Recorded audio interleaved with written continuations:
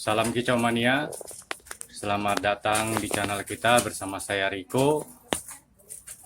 Kita akan membahas bagaimana berbagi pengalaman selama 20 tahun saya bergonta-ganti menggacorkan si Black Semi yang dari bahan belumpur sampai dia benar-benar gacor.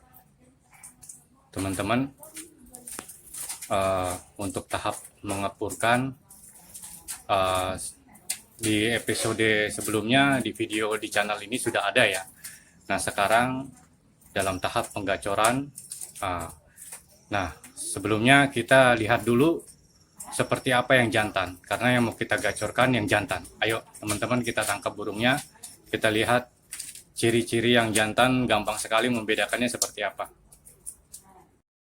Nah, ini jantan teman-teman, paruh bawahnya tuh hitam kereng, ya ada alisnya. Kalau betina ada alisnya sedikit, hitam pekat, paruh bawahnya hitam pekat. Nah, yang soal yang gemuk begini teman-teman, ini kelihatan sekali nih gemuk. Ini pilih yang gemuk teman-teman.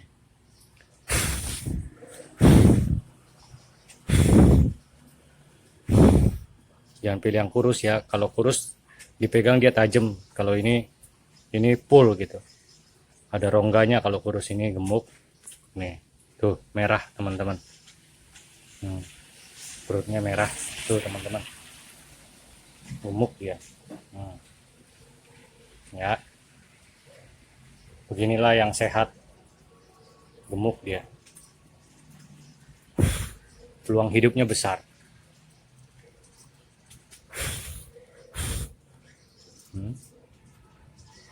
Gemuk, tidak ada nyilet, merah.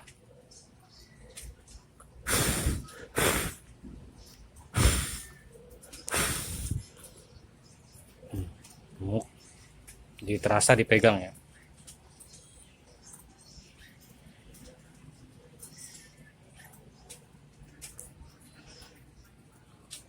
Hitam. Nah teman-teman, tadi udah lihat ciri-ciri yang jantan seperti apa. Sekarang kita lihat ciri-ciri yang betina. Ciri-ciri yang betina itu paruh bawahnya putih ya. Kadang-kadang ada hitamnya sedikit, taunya tiba-tiba hilang menjadi putih bersih. Seringkali seperti itu. Nah, kita lihat ciri-ciri yang betina. Kita kalau mau cari jantan yang hitam paruh bawahnya hitam pekat aja, nggak usah berspekulasi. Ayo kita lihat teman-teman ciri-ciri yang betina seperti apa, kita tangkap burungnya.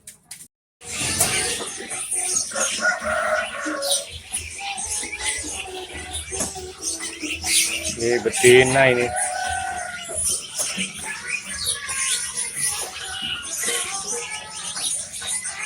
Betina paruh bawahnya putih.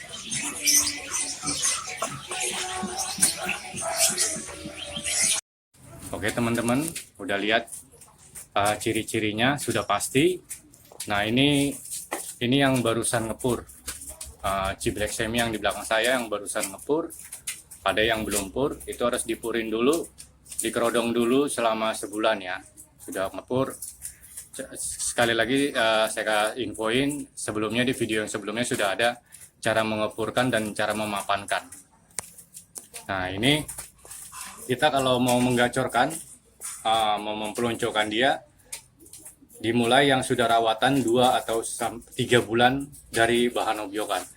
Oh ya teman-teman, kalau ternakan nggak ada masalah ya. Ternakan itu dirawat begitu aja, nggak usah harus dikerodong-kerodong, dibiarkan begitu aja juga nanti akan gacor dengan sendirinya, tergantung burungnya kapan waktunya. Ada yang cepat, ada yang lama, ada yang volumenya kencang, ada yang volumenya kecil. Nah, ini untuk yang dari bahan obyokan, ini semua dari bahan obyokan. Ini mudautan yang sudah rawatan 2 bulan 3 bulan. Bagaimana cara menggacorkannya?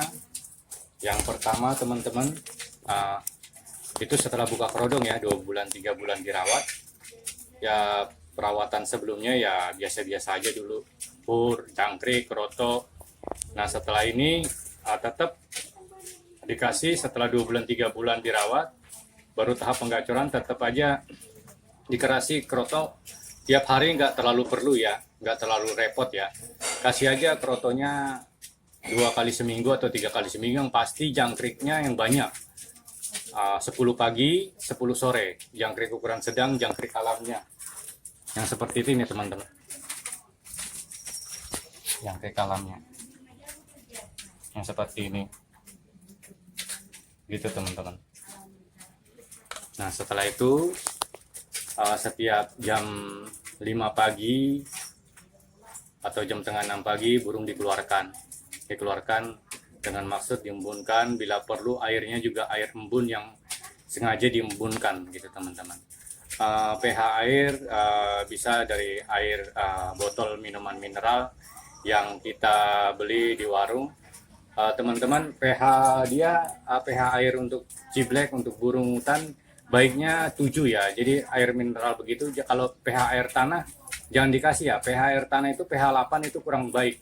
pH 8 itu kurang baik kalau untuk yang air tanahnya mengandung garam ya. Tapi kadang ada air tanah yang mengandung asam, pH-nya 7, pH-nya 6. 6 juga kurang baik, yang baik itu 7. Yang kayak air mineral di warung itu baik untuk minumannya dia. Nah teman-teman, ayo kita bagaimana yang cara tahap kedua menggacorkannya.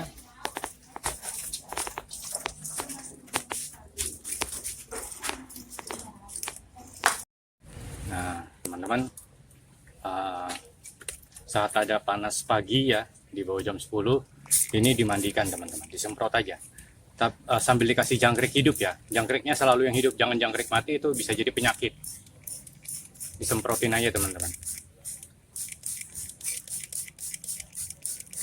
sampai dia basah kuyup. Tapi ingat ya, ini setelah rawatan 2 bulan 3 bulan setelah dia tahan banting ya, setelah dia benar-benar tahan banting ya, dia sudah buka kerodong. 2 bulan dia sudah buka kerodong, atau 1,5 bulan tergantung burungnya. Lihat aja perkembangannya, dia kuat, tipe yang kuat atau yang terlalu lemah. Kalau tipe yang lemah, dia belum terlalu kuat, itu tetap di kerodong aja. Berarti dia harus 3 bulan dulu. Dan kotorannya tiap hari dibersihkan. Kotoran penting biar dia merasa nyaman. Ini sampai basah sekali. Harus sampai basah sekali.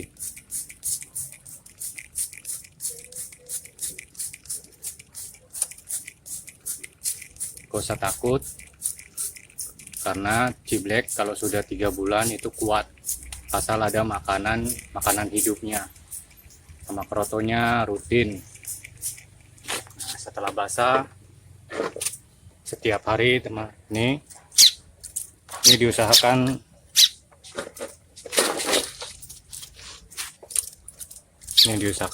dipegang aja, harusnya sampai basah sekali ya, biar dia bertengger dan dia dipegang. Ini harus dibiasakan tiap hari. Nah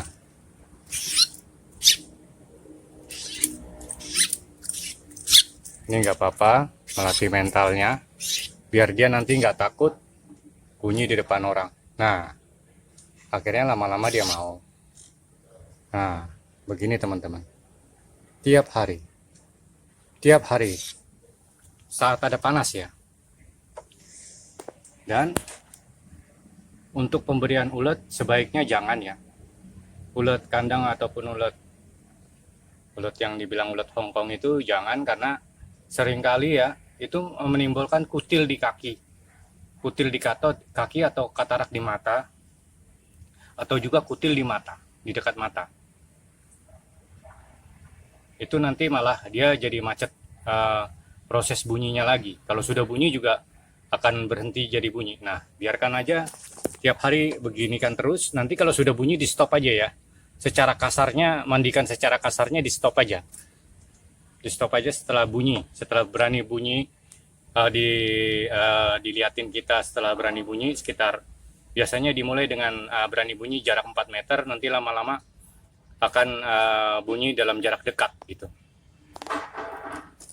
Ini selalu dipegang gini. Begitu. Rutin, nanti semua tergantung burungnya, tapi sebandel apapun burung ciblek, kalau dengan proses seperti ini, itu paling bandel 7 bulan, 8 bulan sudah berani bunyi depan orang.